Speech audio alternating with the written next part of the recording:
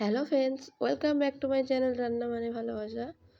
আজকে আবারও আমি একটা নতুন ভিডিও নিয়ে চলে এসেছি বেশ কিছুদিন পর। তো আজকে ভিডিওটা বানাবো আমের চাটনি। তো আমার আমটা একটু কাঁচা ছিল, আমটা তোমাদেরকে দেখাতে পারছি না। ভিডিওটা মানে ভিডিওটা কিভাবে ডিলিট হয়ে গেছে জানি না। তো আমটা কয়েকদিন রেখে একটু নরম মতো হয়ে গেছে, ফ্রিজে রেখেছিলাম। তো টাইম পাচ্ছিলাম বলে ভিডিওটা দিতে পারছিলাম না। চলুন ভিডিওটা শুরু করা যাক। আমি প্রথমে আমগুলো কেটে একটু লবণ আর হলুদ দিয়ে ধুয়ে নিয়েছি। নিয়ে গরম পানিতে আমগুলো দিয়ে একটু সিদ্ধ করে নিচ্ছি।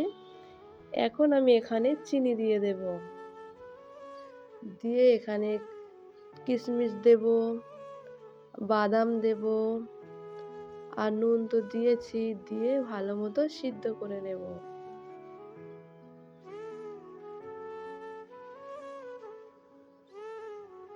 আর এখানে অল্প এক টুকরো লেবুর রস দেব যাতে কালারটা সুন্দর আসে।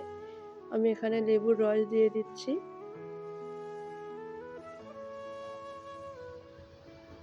আপনারাও এভাবে লেবুর রস দিয়ে দেখবেন, সুন্দর একটা কালার আসবে।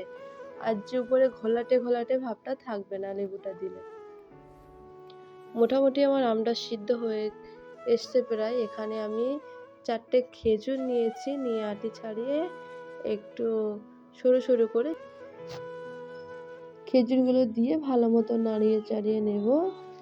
নিয়ে একটু মৌরি দিয়ে দেব। মৌরিটা দিলে একটা সুন্দর স্মেল আসবে।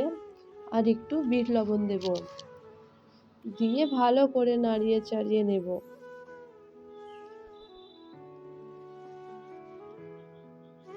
আর কালারের জন্য একটু হলুদ দেব, আর কয়েকটা এলাচ ফাটিয়ে দিয়ে দেব।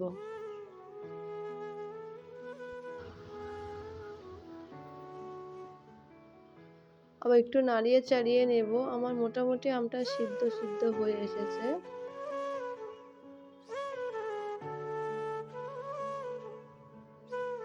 এখানে একটা মশলা বানিয়ে নেব। মৌরি, ধনিয়া আর শুকনো লঙ্কা। আমি এখানে কয়েকটা শুকনো লঙ্কা দিয়ে দেব। আর মৌরি ওইগুলো একটু হালকা হালকা করে পিষে নেব বা বেটে নেব, যেটা পুরোপুরি গুঁড়ো করব না, হালকা করে নেব। একটু দানা দানা গালে পড়লে বেশ খাওয়ার সময় ভালো লাগবে খেতে।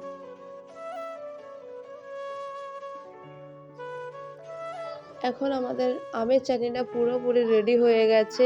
এবার পরিবেশন করব। চলুন পরিবেশন করা যাক। দেখুন আমের চাটনিটার কালার কত সুন্দর এসছে।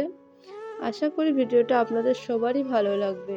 আর একদম সহজ উপায়ে বিয়েবাড়ির মতো আমের চাটনি একদম আমি বানিয়েছি।